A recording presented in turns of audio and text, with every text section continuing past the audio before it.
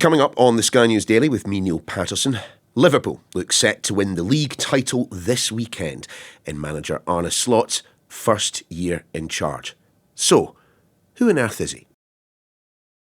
It's the stuff of dreams, truly. Well, if you're a Liverpool fan, that is. After all, it had looked like this would be a season of reflection and rebuilding after one of the world's best managers, fan favourite Jurgen Klopp, announced he was leaving Anfield. And yet, his replacement, Arne Slot, has exceeded expectations and is on the cusp of winning Liverpool a historic 20th league title. And he's done so flying somewhat under the radar. He doesn't have the brand recognition of a Klopp, a Mourinho, let alone a Ferguson.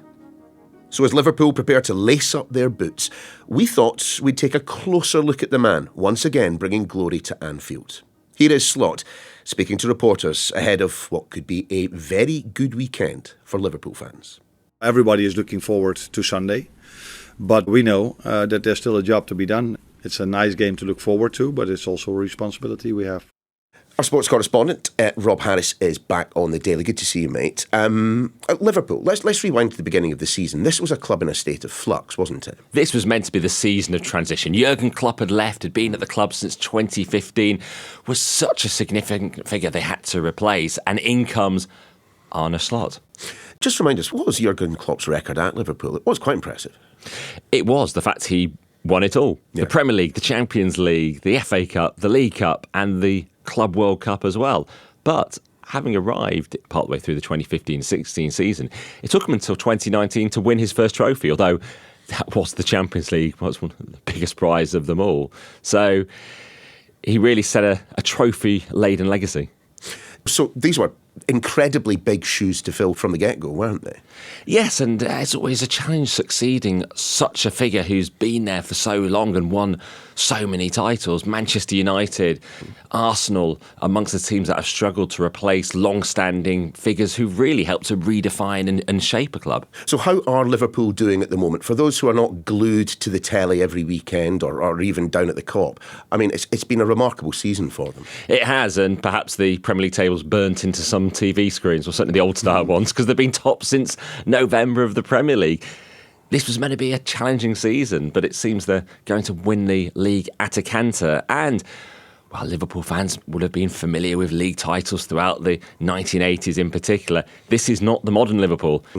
We had to wait 30 years to see a Liverpool team winning a league again in 2020, and now they've done it again after just 5 years. And this win, when it happens, because it's going to happen, it's a historic win for Liverpool FC, isn't it? This will be title number 20 in their entire history, and it will level the record held by Manchester United. Is it arguable then, and I say this as someone who's got a degree of fondness for Liverpool, is it possible to say then, with certainty, Liverpool are the greatest team this country has ever produced? Well, if you put in their 6 Champions League titles to Manchester... Which every Liverpool fan I know does at every opportunity. To Manchester United's 3, well, yes, you could probably say that these are the 2 biggest prizes in European football for an English team to win the Premier League and the Champions League. So Liverpool could be right out there as the greatest team in the land. So how remarkable is it that a manager comes in and in their first season wins the title? This was not expected from Arne Slot at all. And we think about the managers who haven't managed to achieve this. So Alex Ferguson arrived at Manchester United in 1986. It took him until 1993 to win the Premier League in the first season of the competition. Look at the Liverpool managers who never even won the Premier League. Rafa Benitez, Brendan Rodgers came so close, Gerard Houllier as well. So for him to do this in what was meant to be a season of getting familiar with the new surroundings, not only in Liverpool but the Premier League, it makes it even more remarkable that Arne Slot has managed to do this. How has he achieved it? Well, there's only been 2 defeats to Fulham and Nottingham Forest. Remarkable. That's a remarkable record in the season, isn't it? Yeah, it's pretty astonishing. So if you just look at what he's done, there's not the heavy metal style football of Jurgen Klopp. He came in boasting he's going to be going out all out attack, and we've seen from Slot perhaps more calmness, assurity, but also there's more pragmatism. He's not sticking to tactical dogmas, perhaps like Pep Guardiola and will try to just find the way to win those matches. Also a very different figure on the touchline. He's not the excitable, combustible, energetic figure. No hairdryer treatment from this one. No, although there was the one blot perhaps on his copybook. It was the Merseyside derby in February when they drew 2-2 with Everton. He got sent off and received a 2-match ban. And, I think he did say that day that it was out of character. Potty biography time then, Rob. I mean, where does Arne Slot come from? Because to be fair, you've got to say he is probably one of the least well-known managers in the league at the moment, and he's about to take the title. Yeah, we've been trying to rattle through the decades, looking back at who's won previous titles. And we think through the Premier League era, obviously Pep Guardiola in recent years, Antonio Conte, Claudio Ranieri, Jose Mourinho, Alex Ferguson, perhaps Manuel Pellegrini at Manchester City, less well known, but Roberto Mancini. So these are big names, all huge big names. And we're really having to sort of start going back to the 1960s when Harry Potts won with Burnley as someone who perhaps wouldn't have been widely known across the game. So, Rob, Arne Slot, this is not his first job. I mean, where did he start? Well, as a player, it was actually largely in the second division in the Netherlands. He spent his entire career playing in his homeland. He won second division titles. So, this was not a well-known player around the world. We wouldn't be familiar with him from his playing career. But then he really established himself managerially. I mean, how did that part of his career evolve? Yes, so his previous clubs were all in the Netherlands. So he's not managed previously in one of the top 5 leagues, we call them. So Italy, France, Germany and Spain. Perhaps some might think of Dutch football as produced some of the great teams of the past, but they have no longer that dominance in terms of European football. But he had won the league with Feyenoord. He'd helped to revive them, and they had been languishing in 7th when he took over. And he'd really climbed through the leagues. He'd previously been at a second division team, Cambuur. He really impressed there by beating some great sides in the Dutch Cup like Ajax.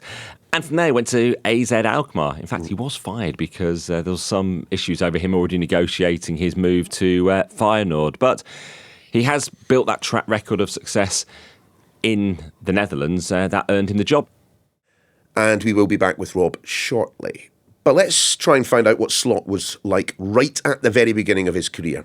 Rob McDonald was himself a professional footballer for PSV Eindhoven, Sporting Lisbon, Newcastle, among many others, so he certainly knows how to kick a ball. He then moved into management, which is where he first met Arne Slot. Rob, just explain exactly how he came into your orbit. It was my second year when I was at a club called FC Zwolle. It was the under-18 youth team, and Arne came in as a 17-year-old. The head coach, he was absolutely crazy about Arne. He said, this is going to be an unbelievably talented player. And I coached him for a year. I'm just looking at a photograph you've sent through of us, of this group of fresh-faced young boys. I mean, there's a chap on the right wearing quite a dodgy shell suit. Well, less said about him. But I think I see Arne down there in the front row. I mean, he had more hair back in those days. He did. I was quite shocked when I saw that he'd lost everything because it seemed to go really quickly. Take us back, though, to those early days. You were coaching him. What was he like? He was presumably a fairly decent footballer. He was quite a quiet kid. He worked well, worked hard, and listened. He was technically quite good. He wasn't the quickest. He's very much a family man. You know, his parents, they were always watching games. I spoke to his father one time, and his father said, look, if there's one thing what Arne has got in abundance, he said, that's confidence. He knows about the game, and he has a certain way of, looking about things. Again, he was only 17, I remember. But the story has followed on. He's just so confident. He's got this, charisma about him, which just, attracts you to him. Could you see, genuinely, in those early years, that he was capable of becoming a manager? I've heard from other people who have said that later when he went into other clubs, he used to be telling the coach, is it maybe a good idea we do this or maybe we do that? I think maybe because the majority of the time it was common sense what he was saying. And I think the coaches suddenly realised that, hey, this kid's got something extra special, especially tactically. He's just got this thing where he just reads the game so well. And I think that you can see that now in the games, with Liverpool, where he's having to change the tactics here and there. He just knows what he's doing. I think that he, straight from the beginning that he had a good insight into how he thinks football should be played and what also maybe benefited his own game. How did he deal with adversity back then? He can't have always made it into the side, of course, and presumably on the pitch, sometimes he came up against someone who was just bigger and better than him. He didn't really play a lot of games for the simple fact I had somebody in his position who was better. So Arne did actually say one time, he said, well, coach, are you going to give me a chance to play? So I said, of course I have. But, just bear in mind that you've got somebody who's, who is better than you. And he's going to be the one who's most probably going to go to the reserve team the following season. Turned out that he went straight away at the end of the season to the reserves anyway. And he had a good career.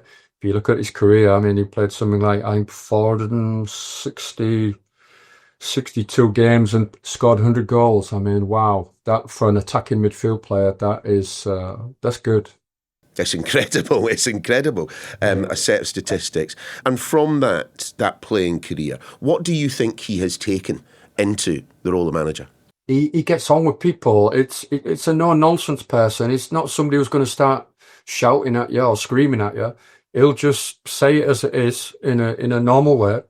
And I think players latch on to that. And once you see that a manager is coming with tactical stuff and you're winning games, you just gain a lot of respect. And I think that is really what he's done. He's just gained respect by being a normal person and just dedicated to his football.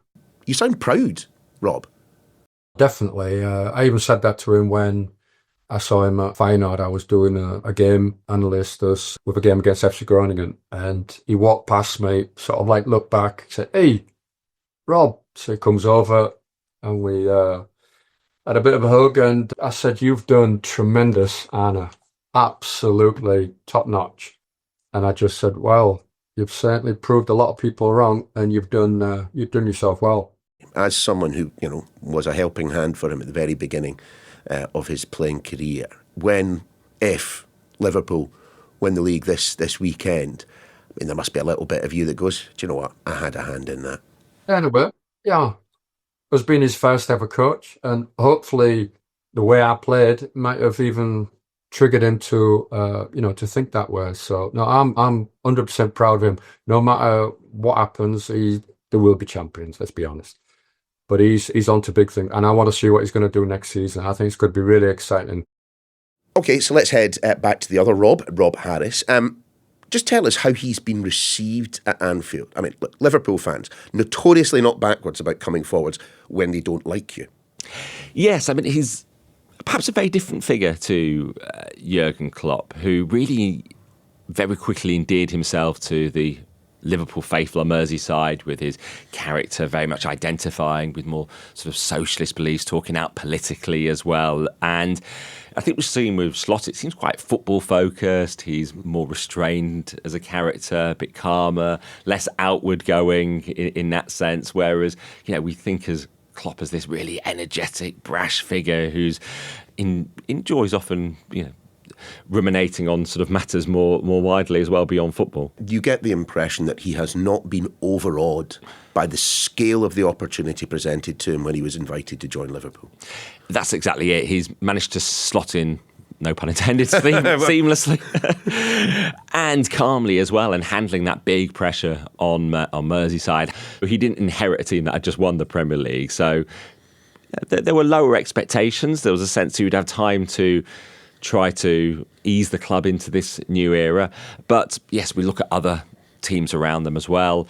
Things like Arsenal not signing a striker perhaps meant they couldn't kick on as well. Manchester United imploding even more so than previous years, being in the bottom half of the table as well. So has been helped by the struggles of some of the perhaps teams that might have been expected to challenge a lot more.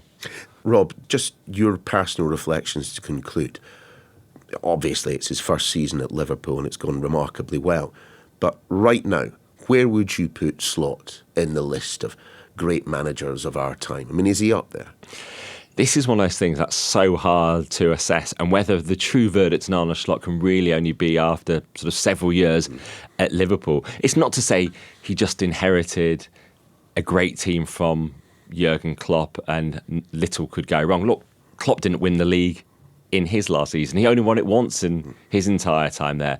So he's had to manage this season to craft this squad into a group that can win the Premier League. So it establishes him amongst some of the managerial greats. No other Dutch coach has won the Premier League, or in fact any guise of the English league in the history. So he's done what Gus Hiddink hasn't managed to achieve, Louis van Gaal, some of those great Dutch coaches before him. So he does stand apart as only the second Liverpool manager to win the Premier League, and it's an achievement that few managers achieve. And he's done it in his first season, having stepped in from the Netherlands rather than having achieved it at one of the now more major European competitions.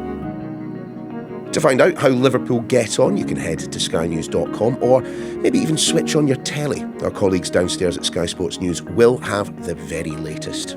And if you've enjoyed the episode, why not give the podcast a follow? Should be just a click or two away wherever you found this episode. Do make sure you have a great weekend. The Sky News Daily is back Monday.